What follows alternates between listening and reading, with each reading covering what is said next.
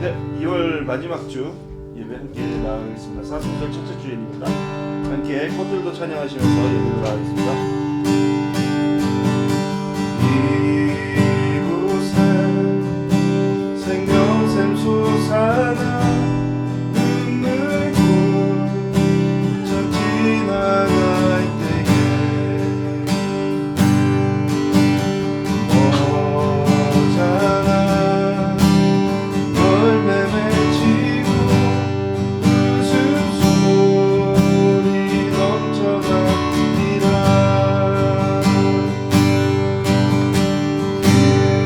그날에 하늘이 열리고 우리가 보게 되리라. 마침내 꽃들이 피고 영광의 주가 오시리라. 꽃들도 들리고 바람 부는 바다로 찬양하라 찬양하라 예수를. 하늘을 울리며 노래해라 영원한 은혜의 주 은혜의 주. 다같이 기도하면서 예배로 나가겠습니다. 기도하겠습니다.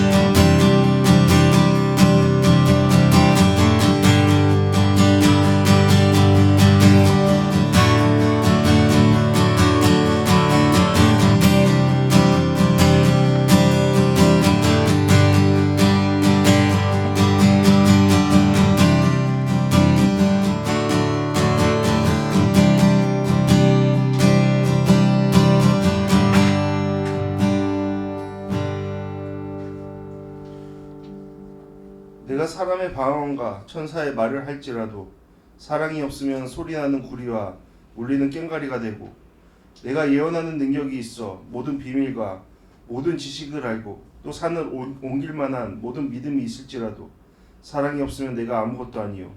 내가 내게 있는 모든 것으로 구제하고 또 내 몸을 불사르게 내줄지라도 사랑이 없으면 내게 아무 유익이 없느니라. 아멘. 사랑의 하나님, 사랑으로 이 땅 가운데 오신 주님, 우리가 그 사랑에 힘입어 지금을 살아내고 있습니다.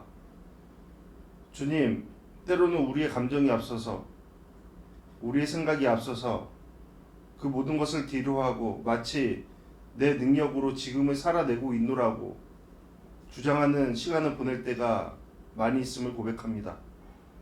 하지만 조금이라도 뒤돌아보면 우리의 모든 시간이 주님의 은혜요, 주님께서 부어주신 능력으로 말미암아 이루어져 가는 것임을 고백할 수밖에 없습니다. 주님, 이 시간 우리의 생각과 마음의 모든 것들이 주님으로부터 오는 은혜로 말미암아 제자리로 나아갈 수 있도록 주님 지혜와 우리의 삶의 형편들 모든 것들을 허락하여 주시옵소서. 그러므로 우리가 진정 원하는 바 주님의 뜻을 이루고 주님의 영광을 드러내는 삶이 우리 가운데 펼쳐질 수 있도록 주님 주장하여 주시옵소서. 예배를 주님 앞에 올려드립니다. 주님 받아주시옵소서. 사랑과 은혜에서 충만하신 예수 그리스도의 이름으로 기도합나이다. 아멘.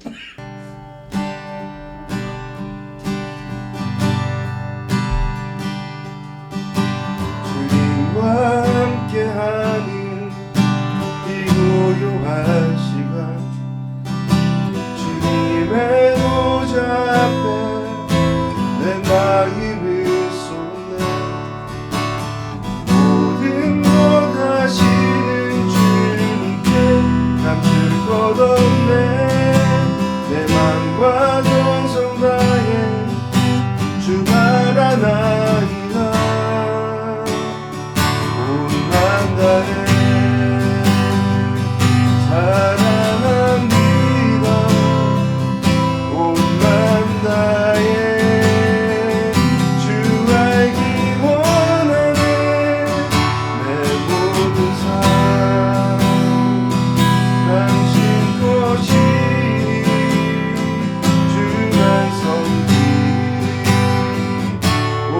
한다 해.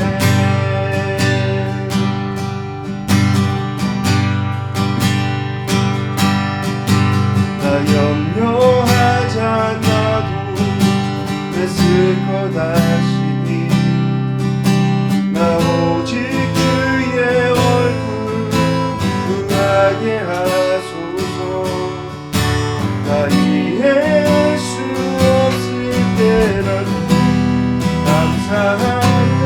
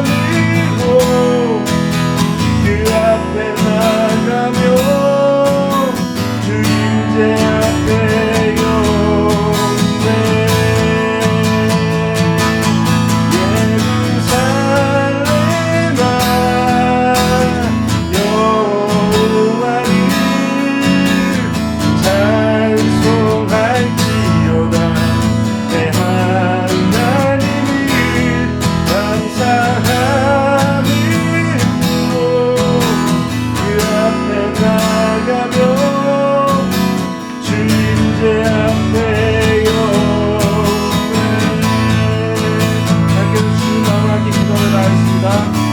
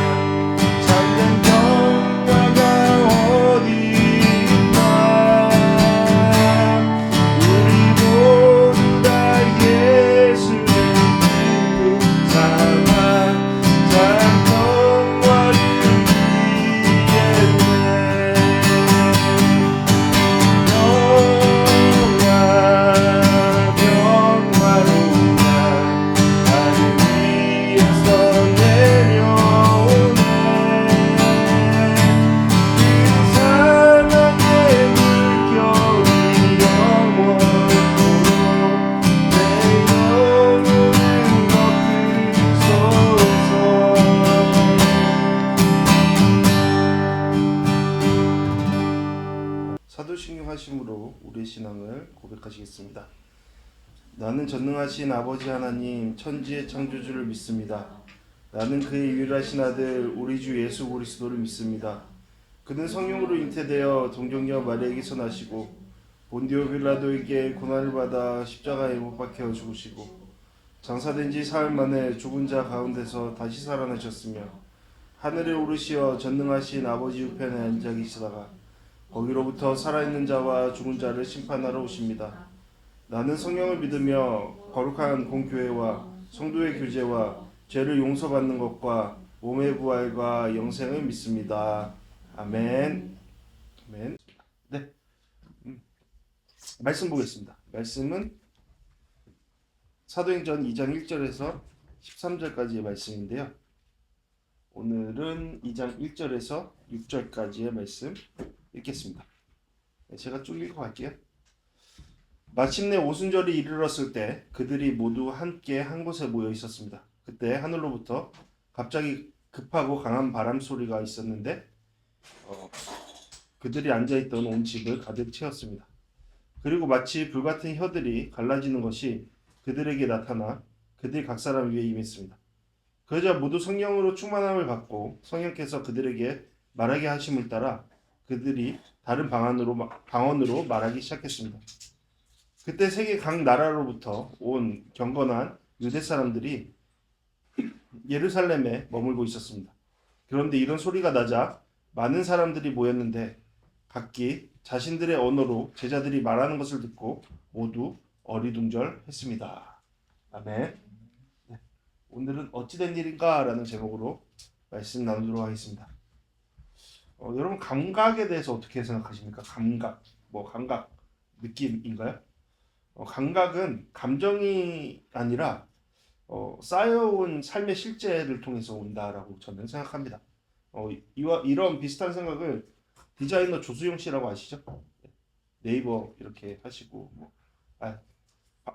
가수 박지윤 씨의 남편, 네, 그분입니다.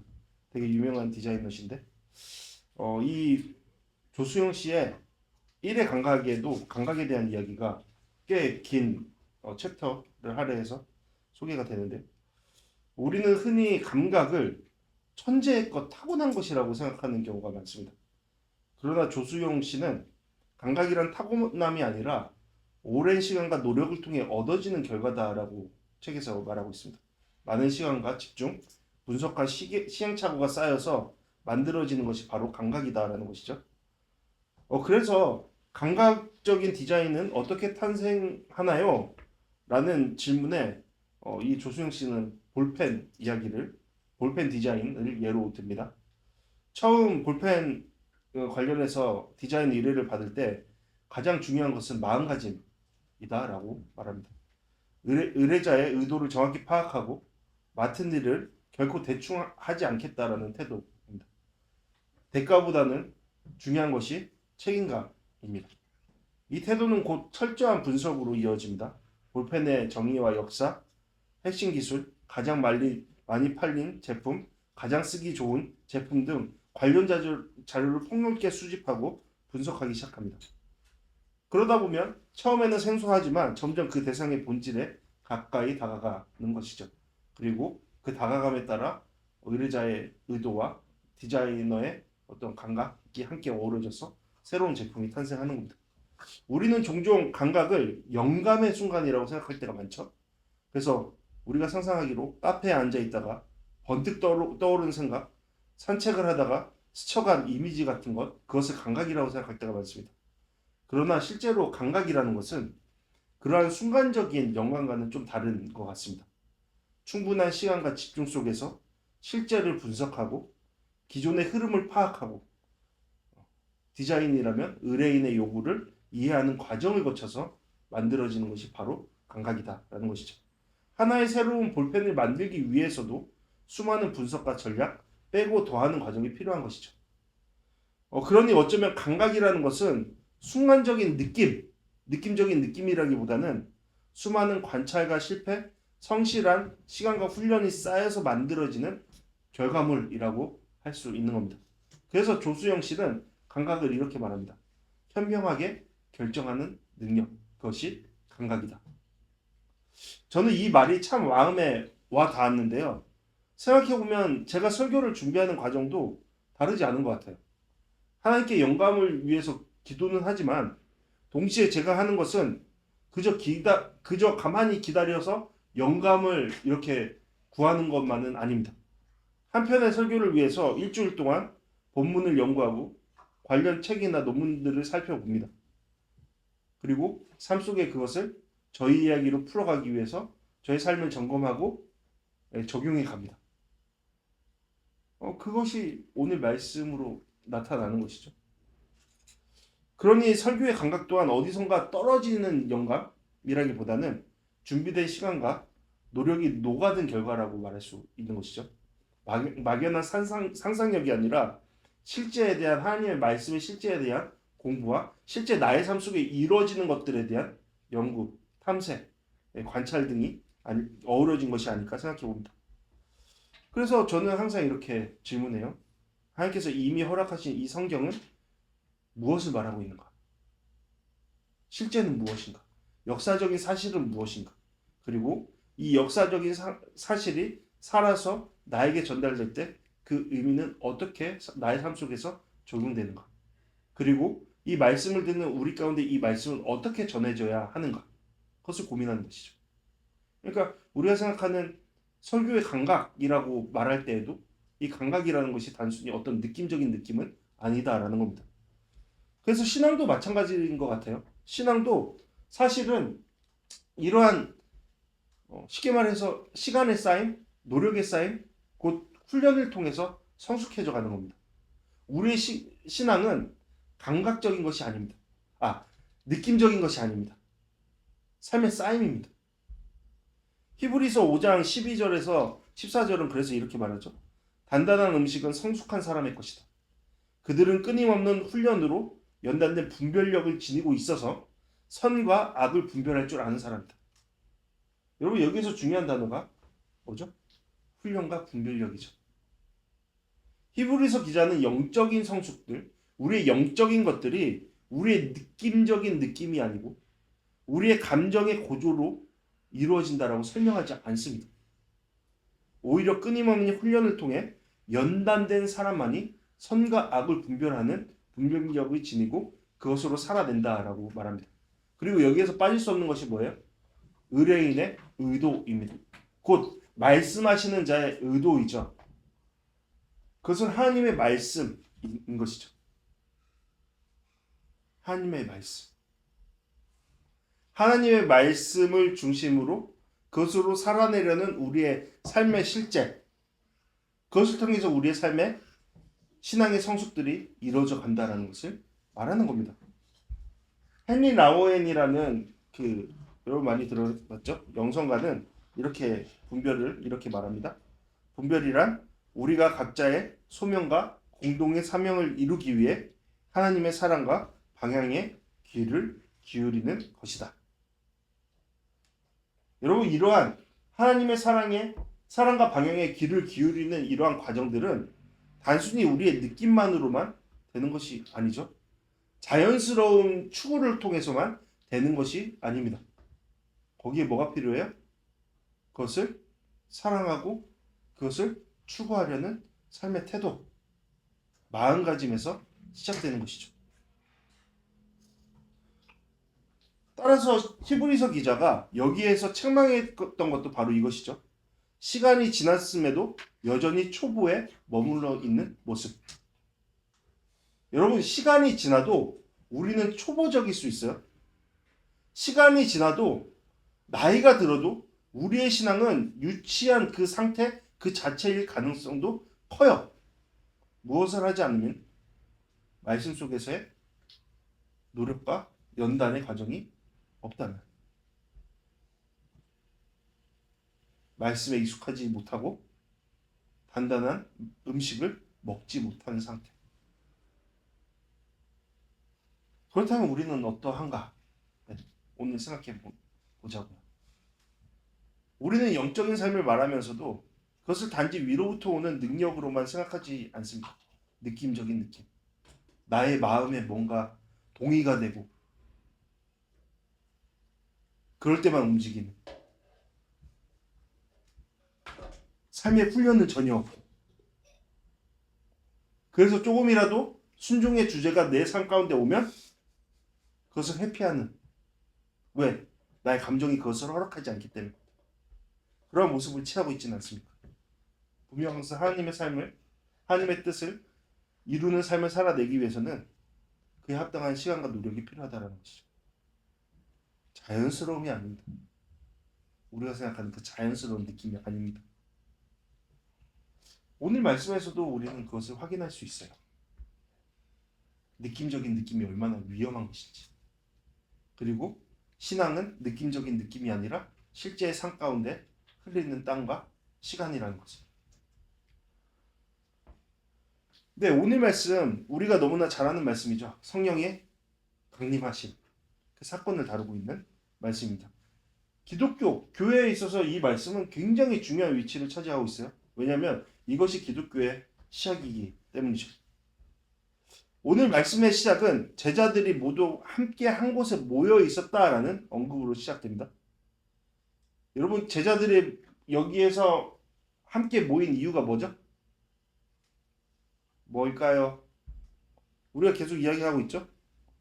예수님께서 승기하시기 전에, 하늘나라로 오르시기 전에 그러한 역사적인 사건에 앞서서 하신 그 말씀을, 약속의 말씀을 그들이 올바로 받아들였기 때문이죠. 그것을 믿었기 때문입니다. 사도행전 1장 4절에서 8절까지의 말씀을 통해서 알 수 있죠. 예수님은 제자들에게 예루살렘을 떠나지 말라고 말씀하셨습니다. 그리고 그곳에서 하나님께서 약속하신 선물인 성령을 기다리라고 말씀하셨습니다. 그럴 때 제자들은 위로부터 주시는 능력을 통해 진정 하나님께서 원하시는 삶, 증인의 삶을 살아낼 수 있다라고 예수님께서 가르쳐 주셨습니다. 말씀해 주셨습니다. 제자들은 이러한 예수님의 말씀을 마음 깊이 새겼고, 주님께서 하늘로 오르신 날부터 계속해서 한마음 한뜻으로 모여서 주님의 성령을 기다리며 함께 예배했던 것이죠. 자, 여러분 생각해 보세요. 우리가 성령 하면은 굉장히 영적인 사건이라고 생각하잖아요. 근데 이 말씀 속에 무엇이 앞장서고 있나요? 그들의 느낌입니까? 주님의 약속이죠. 실제죠. 그것을 믿고 그 자리에 함께하는 것이죠. 제자들은 이러한 이유로 모두 한마음 한뜻으로 한 곳에 모여 있었습니다. 여기서 중요한 것은 그들의 모인 장소가 아닙니다. 그들의 마음입니다. 한 마음이요. 이것은 주님께서 그들에게 주신 약속의 말씀을 소망하는 하나의 마음인 것이죠. 원문에서 또한 이 말이 아니라 이 헬라어 원문에서 또한 그것을 강조해요. 그들의 마음의 자리. 마음이 이러했다. 이러한 하나의 마음이었다. 이러한 그들의 하나된 마음은 이후에 놀라운 일이 벌어지는 결정적인 역할을 하게 되죠. 다음 이야기로 넘어가기 전에 우리가 오순절이 이르렀을 때라는 이 언급을 생각해 봐야 돼요. 여러분, 오순절이라는 것은 여러분 유월절이라고 아시죠? 유월절? 네. 유월절, 이스라엘의 3대 명절 중에 하나, 유월절. 유월절은 뭐예요? 유월절은 패스오버, 영어로. 그러니까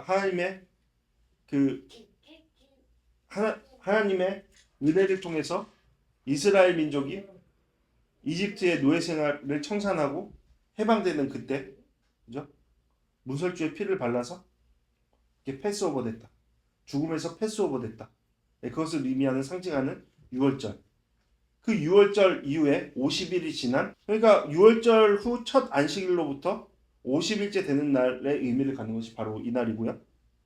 그 가나안 땅에 정착해서, 약속의 땅에 정착해서 보리를 처음으로 추수한 것에 대한 감사한다는 의미로 맥추절이라고 따로 이름 붙기도 했습니다. 여러분 칠칠절도 들어봤죠? 맥추절, 칠칠절, 그리고 오순절, 이것이 같은 의미입니다. 제가 왜 이야기를 하냐? 이 오순절은 유대인들에게 3대 명절 중 하나로 하나님의 명령에 따라 수많은 유대인들이 예루살렘으로 모여드는 때였습니다. 그러니까 이 오순절이 이르렀을 때는 어떤 상황이었어요? 역사가 요세푸스에 의하면 거의 약 200만 명 정도의 그 유대인들이 그곳에 몰렸다고 해요. 예루살렘에. 그러니까 온통 사람들로 막 가득했겠죠. 그 지역이. 근데 여러분, 이어지는 말씀 속에서 예수님께서 약속하신 대로 성령이 임하시는데 성령이 어디에 임하죠? 모든 자들에게. 6월절에 예루살렘을 가득 채운 모든 자에게 성령이 임하십니까? 이러한 현상들이 그들 모두에게 일어납니까? 아니죠. 누구에게 일어나요? 마음의 자리. 하나님의 약속을 붙들고 그 자리에 함께 한 마음으로 모인 그들 가운데 이러한 일이 일어나죠. 여러분, 이 말을 기억하시면서 제 질문에 대해서 답해 보세요. 너무 쉬운 답이 될 거예요. 왜 하나님은 그 수많은 유대인들, 예루살렘에 모인 그 유대인들 말고 저 시골 갈릴리에서 예루살렘에 와서 함께 모여 있는 이 120명 정도의 되는 사람들에게만 이러한 놀라운 성령의 임함을 경험토록 하셨을까요? 그들이 우연히 그 자리에 있어서? 아니죠. 그들이 하나님의 약속을 믿고 그 마음을 통해서 그 자리에 있었어요. 여러분, 말씀을 보시면 실제 예수님께서 말씀하신 그대로 그 일이 일어납니다. 이것이 역사입니다. 이것이 실제고요. 여러분, 우리가 성경을 읽을 때 뭐 처음 읽으시는 분들도 그렇고 별로 관심이 없었던 분들이 읽으면 이게 무슨 소설 같아요.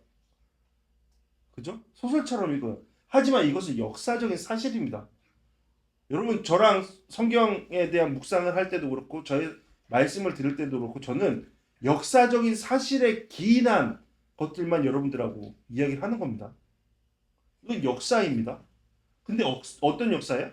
갑자기 하나님께서 즉흥적으로 이렇게 할 거야 라고 해서 딱 이루신 역사입니까?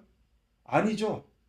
이것은 하나님께서 계속적으로 말씀하신 그 약속의 말씀을 이루시는 현장인 것이죠. 여러분, 복음서를 기억해 보세요. 예수님께서 계속 이 말씀을 하셨습니다. 16절 말씀을 보면 그곳에서도 예수님은 제자들에게 선포하세요. 보혜사 성령의 오심을. 그런데 이 보혜사 성령이 오실 때 어떤 일이 일어난다고 했어요? 첫 번째, 죄에 대하여, 그리고 심판에 대하여, 그리고 의에 대하여 나타내실 것이다. 그러면 결과적으로 성령이 오시는 목적이 뭐예요? 너희들이 진리 가운데 살아가고 그러함을 통해서 나를 영광되게 하는 것. 그것을 위해 성령께서 너희를 도우실 것이다 라는 것이죠. 네, 그것을 하나로 말하면 우리 각자의 삶 속에 하나님의 뜻을 이루는 삶으로 이끄시는 그 역할, 그 능력의 행하심을 성령께서 하신다라는 거예요. 오늘 그대로 나타나 있죠. 여러분, 사람들은 이 말씀을 보면서 이렇게 얘기를 해요. 아직까지 그런 것 같아요. 어느 교단이나 어느 단체나 어느 교회 관련 공동체들은 이걸 주장하는 것 같아요. 우리의 성령의 오심을 경험할 때는 이러한 현상이 반드시 일어난다고요. 이러한 현상이 뭐예요? 갑자기 불의 혀가 나타나서 각 사람에게 시각적으로 이렇게 성령의 부어짐이 임하고, 그래서 사람들이 그 표현에 의하면 감정적으로 막 이렇게 뭐라고 표현해야 되나? 아무튼 그 과정으로 들어가고, 그리고 나서 갑자기 그 말 속에 방언이 터지고, 그래서 샬라 막 하고 막 여기저기서, 그러면 성령을 받은 결과다라고 이야기하는 경우가 많죠. 그런데 그것은 사실 성경을 너무 단편적으로 생각하거나 아니면 오해하고 있는 거예요. 여러분, 이러한 현상들은 이후에 성경 속에 또다시 일어나나요? 일어나지 않나요? 이러한 내용들을 여러분 본 적이 있어요? 없을 거예요. 비슷하지만 여러분 그 예수님께서 성령을 받으셨죠 복음서에서? 그때 어떻게 성령이 임함을 묘사하고 있어요? 성령이 비둘기처럼 내려왔다라고 말하고 있죠. 그러니까 제가 말하는 것은 무엇이냐? 우리가 성령을 받는다라는 것, 그것에 대한 결과를 이러한 현상적인 것들의 틀에 맞춰서 반드시 이래야만 성령을 받은 것이다 라고 이야기하면 그것은 굉장히 큰 오해가 있다라는 거예요. 문제가 있다라는 거예요. 근데 이게 우리 때만의 일이 아니었어요. 고린도 교회에서도 이러한 현상들이 일어났다고요. 그래서 그들이 뭘 주장했냐면 반드시 신자가 되려면 영적인 어떠한 것들을 가지려면 방언을 해야 된다라고 얘기했어요. 그래서 베드로가 고린도전서 12장 13장에 그건 아니다라고 얘기를 하죠. 그러니까 제가 말하고 싶은 건 뭐냐면 내용이 중요하다는 거예요. 그러니까 성령을 통해서 어떠한 그 내용들이 있는가? 성령의 임하심은 도대체 무슨 일을 이루시는가? 무슨 일을 이루세요? 잘 보세요. 이러한 성령을 받았어요. 제자들이요. 그러고 나서 어떻게 해요? 성령의 충만함을 받아서 그들이 말하기 시작하는데 뭘 말해요? 서로 다른 방언으로 말해요. 근데 그 말의 내용이 뭐예요? 11절 말씀. 지금 저들이 말하고 있는 것은 하나님의 큰 일을 우리 각자의 말로 듣게 하고 있습니다.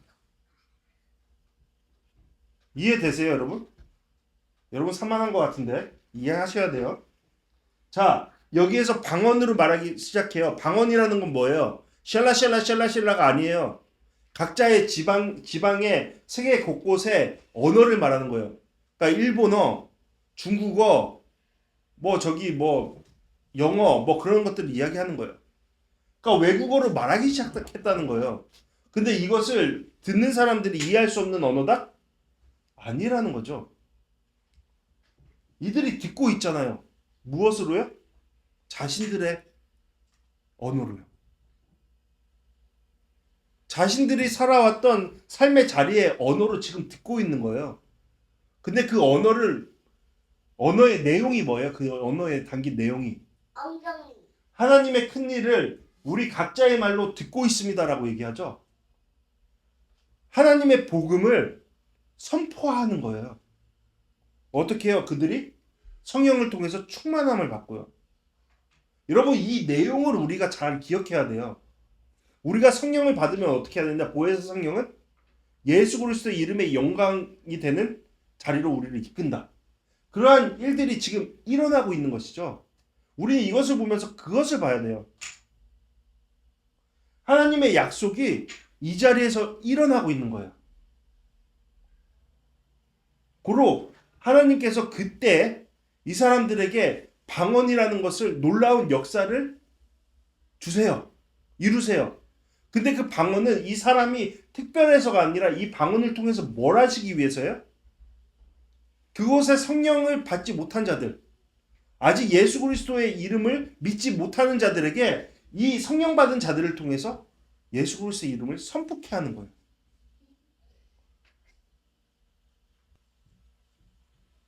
여러분, 앞서 제자들은 이러한 하나님의 약속, 이것을 받기 위해서 자신들의 느낌을 앞세우기보다는 예수 그리스도의 약속에 따라서 이 자리에 모였고 그것을 통해서 하나님의 약속하심이 이루어지는 현상을 경험할 수 있었고 그것을 통해서 자신들이 성령의 임재를 통해서 충만함을 통해서 하나님께서 원하시는 대로 인도하시는 대로 곳곳에서 각자가 쓰임받는 그러한 경험들을 하고 있어요.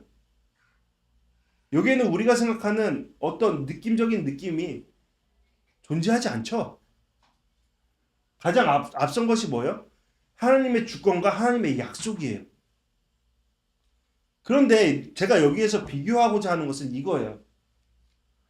그들 또한 그들이라는 것은 5절 말씀에서 말한 하나님을 경외한다고 모인 유대인들 또한 이러한 현상을 목격하죠. 목격해요. 그리고 그들이 의문을 가져요. 도대체 무슨 일이야? 뭔 일이야? 그들은 듣고 보았어요. 그리고 심지어 어때요? 자신들의 언어로 들리는 소리까지 분명한 그 실제를 경험한다고요. 그런데 이들의 반응은 뭐예요? 이것이 도대체 어찌된 일입니까? 라고 묻는 사람도 있고, 거기에 덧붙여서 이 사람들이 낮술을 먹었구나, 집단으로 술 취했구나, 그렇게 평가한다고. 자, 이들의 평가 속에 앞세워지는 게 뭐예요? 실제예요? 사실이에요? 생각이에요? 느낌이죠. 어떤 차이가 있어요? 제자들과 이들의 판단 속에? 제자들은 하나님의 약속을 믿고 있어요. 그리고 그것을 실제의 삶 가운데 나타내고 있다고요. 근데 이들은 뭘 하고 있는 거예요?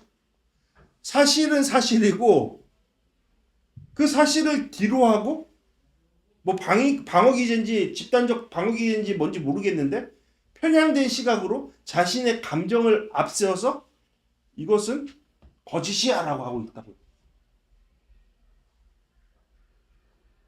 여기에 중심은 뭐예요?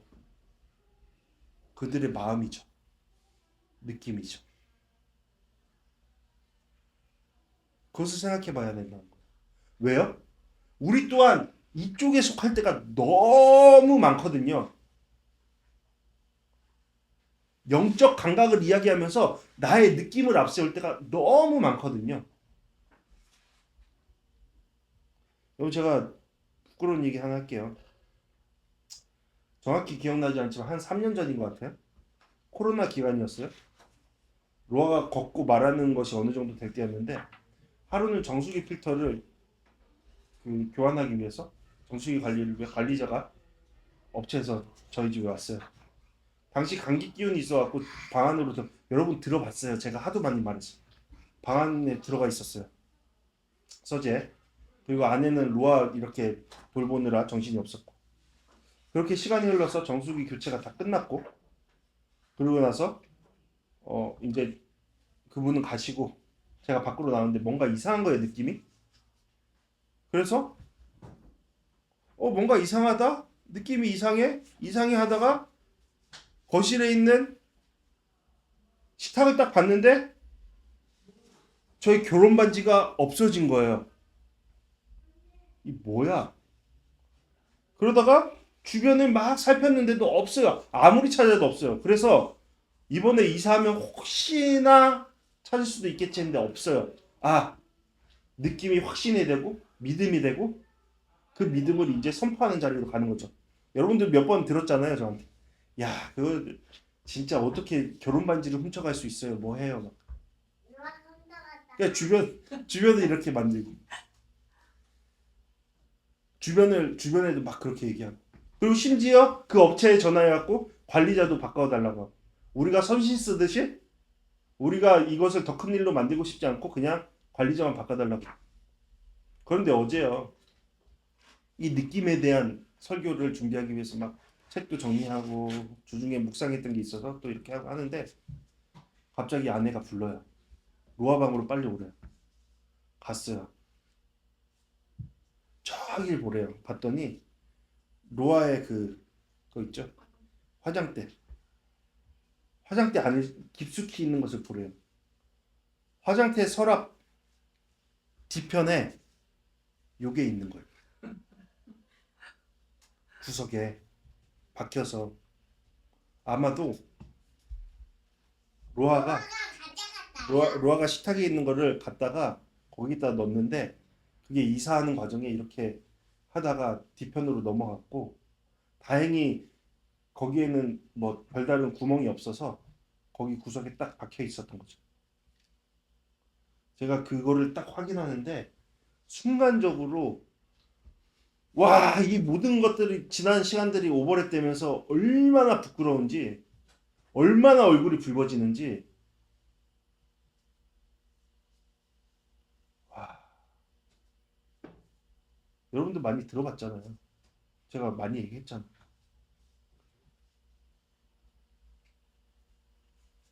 느낌적인 느낌이 얼마나 위험한지 얘기하는 거예요.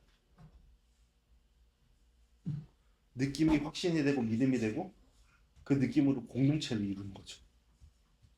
공동체 안에서 그것을 나누는 거예요.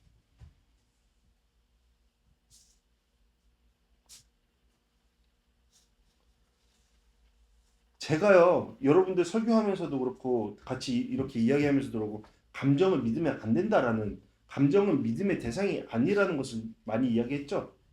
그래서 제가 그러고 있는 거예요. 그래서 제가 생각했어요. 아, 이 반지를 볼 때마다 나의 미련함과 나약함과 그 모든 것들을 좀 생각해야겠다. 여러분, 지난 설교에서 다룬 아브라함이요, 만약에 자신의 감정을 앞세웠다면 어떻게 됐을까요? 자신의 감정보다, 하나님의 약속보다 자신의 감정을 앞세웠으면 어떻게 됐을까요? 그는 하나님의 뜻을 이루지 못했을 겁니다. 마지막 순간에 그 모든 것을 뒤로하고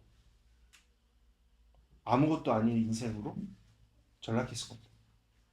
그런데 성경 말씀이 뭐라고 되어 있어요? 그 하나님의 말씀을 듣고 일찍이 일어나 하나님께서 말씀하신 그 일을 이루기 위해 장작을 준비해서 하나님께서 지시한 곳으로 향해 갔다.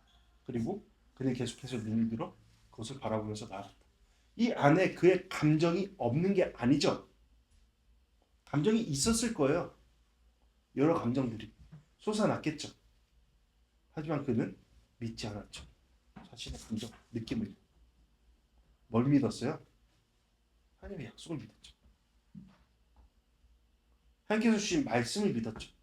그것을 통해 자신의 지금을 분별해 나갔죠. 그것을 통해 한 걸음 한 걸음 나아갔죠.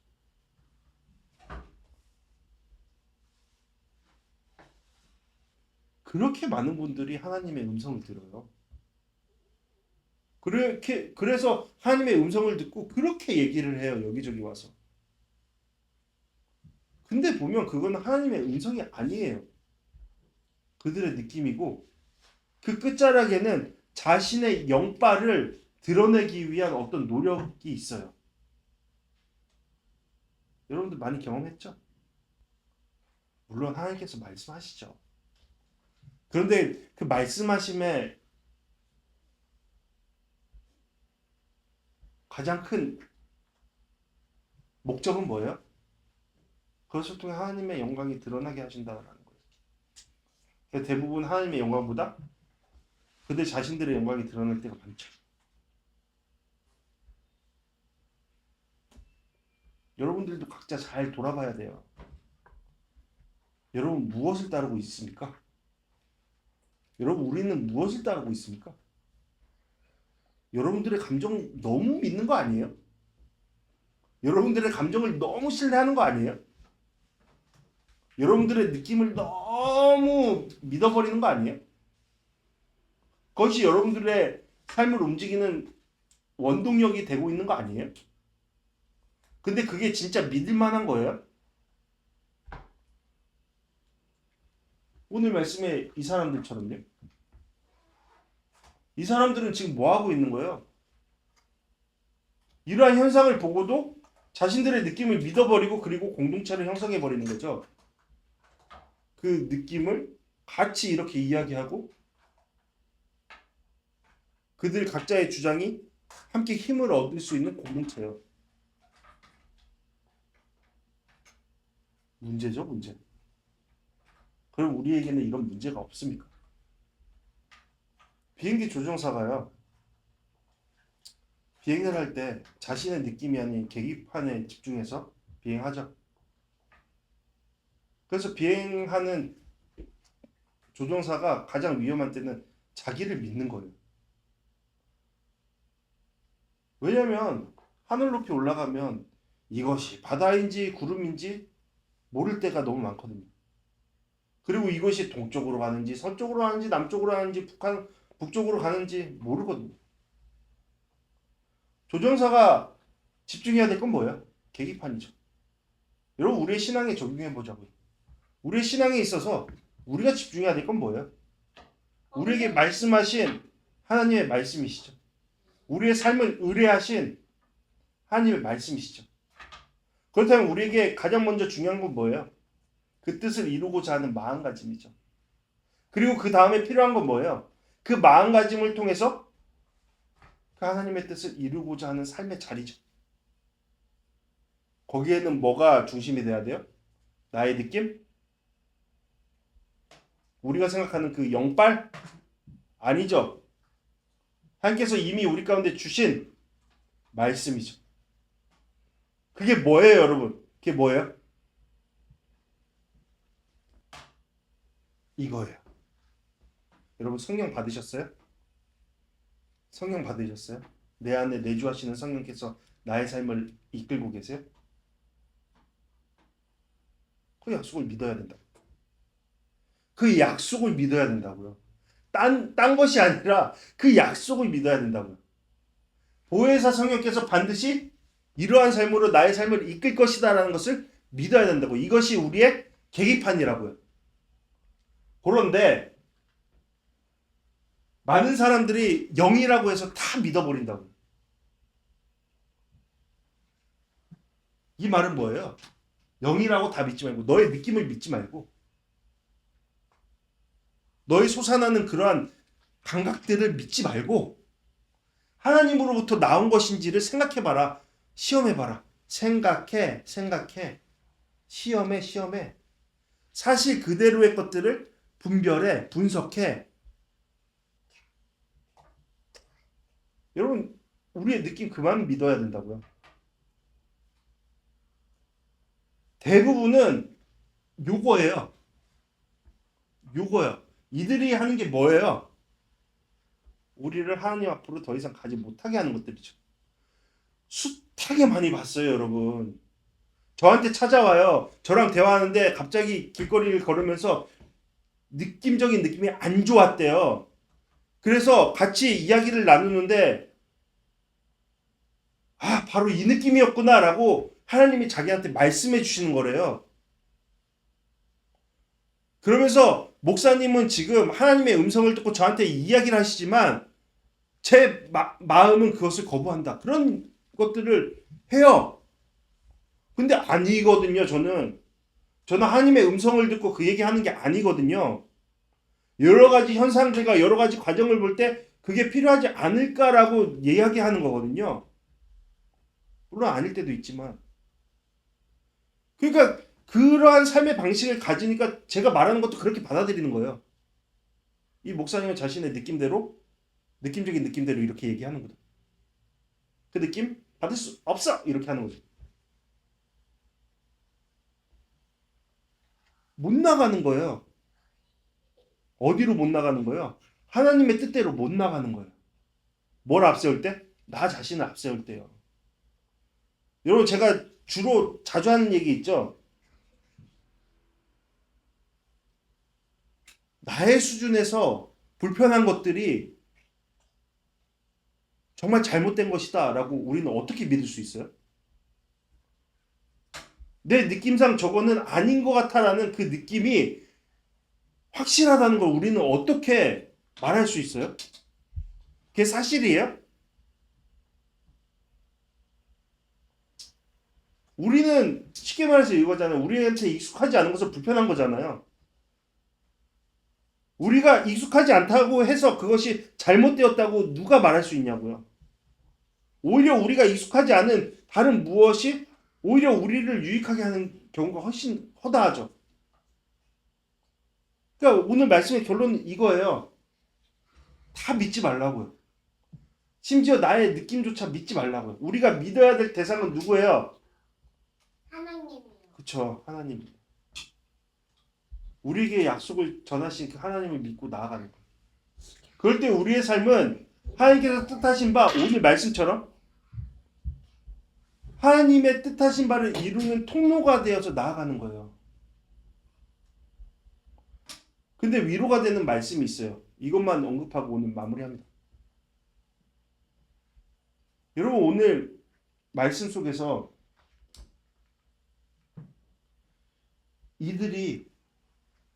이 조롱하고 있는 이들이 분명하고 선명하게 들었던 게 뭐예요?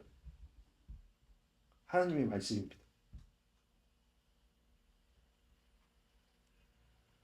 이것은 뭐냐? 하나님은 우리가 너무나도 듣기 쉬운 우리의 언어로, 우리의 삶의 언어로 여전히 우리 가운데 말씀해 주신다라는 거예요. 어디로 오라고요? 나에게로 오라고. 나를 통해서 살아내라고. 그런 말씀이 우리 가운데 있다라는 거예요. 근데 그것을 거부하는 게 무엇이다? 나의 얼토당토하는 느낌적인 느낌으로 그것을 거부하고 심지어 조롱까지 하는 그 자세, 그 마음가짐이 있다. 그것을 경계해야 된다는 거예요.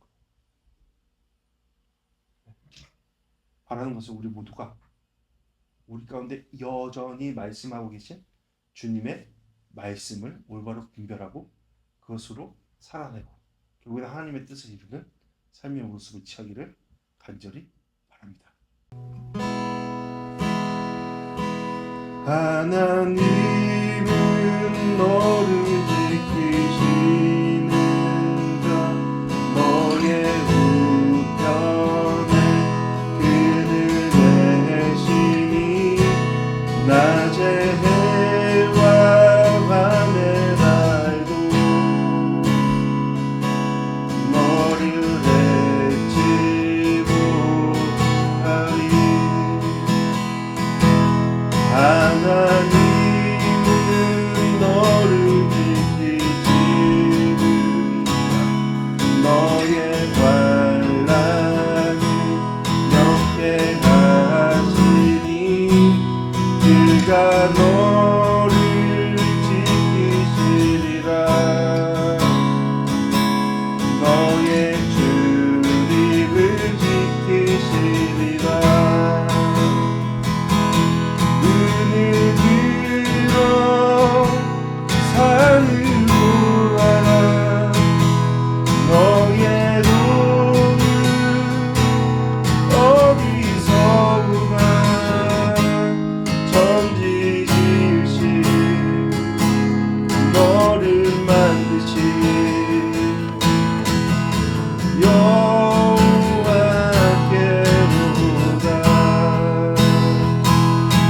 눈을 들어 산을 보아라. 구름 어디서 오나. 천지 지으신 너를 만드신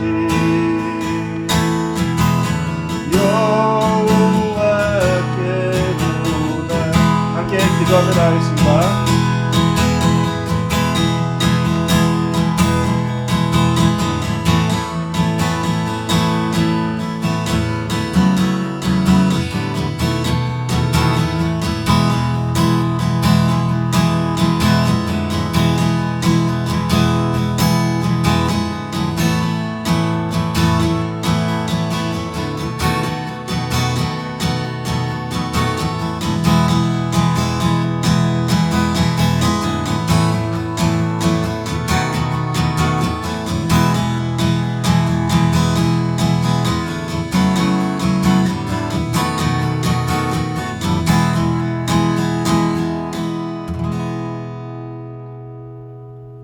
하나님 아버지, 우리가 사는 세상은 우리의 느낌을 앞세우는 세상입니다.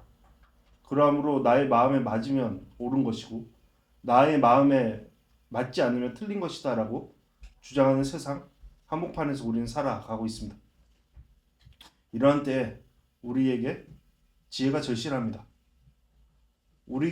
이러한 때에 우리 가운데 주님께서 주신 영적인 올바른 분별력이 반드시 필요합니다.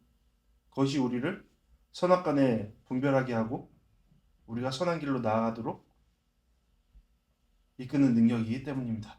주님, 무엇보다 오늘 말씀을 통해 우리의 마음가짐을 생각해 봅니다. 우리가 진정 우리 가운데 말씀하시는 주님의 뜻을 이루고자 하는 마음을 앞세우고 있는지, 그것이 우선시되고 있는지를 돌아봅니다. 지금 그렇다면 우리는 우리의 느낌이 아닌 주님의 말씀을 신뢰할 겁니다. 우리 가운데 이미 말씀하시고 우리를 거룩의 자리, 주님의 영광의 자리로 인도하시는 주님을 믿고 따를 것입니다. 주님, 은혜를 베풀어 주셔서 우리 모두가 각자에게 임하신 그 성령을 힘입어서 각자에게 부여된 주님의 능력의 자리로, 부르심의 자리로 나아갈 수 있도록 이끌어 주시옵소서. 그 가운데 비록 우리의 마음이 요동치더라도 그것은 신뢰의 대상이 아니요, 우리의 신뢰의 대상은 주님 되심을 선포하면서 고백하면서 용기 있게 나아갈 수 있도록 우리의 삶을 주장하여 주시옵소서. 이제는 우리 주 예수 그리스도의 은혜와 아버지 하나님의 사랑하심과 성령 하나님의 감화동 충만하심이 주님의 뜻을 따르고자, 우리가 아닌 주님을 믿고자, 주님을 섬기고자 나아가는 우리 모두 가운데 함께 하시기를 간절히 축원하옵나이다. 아멘.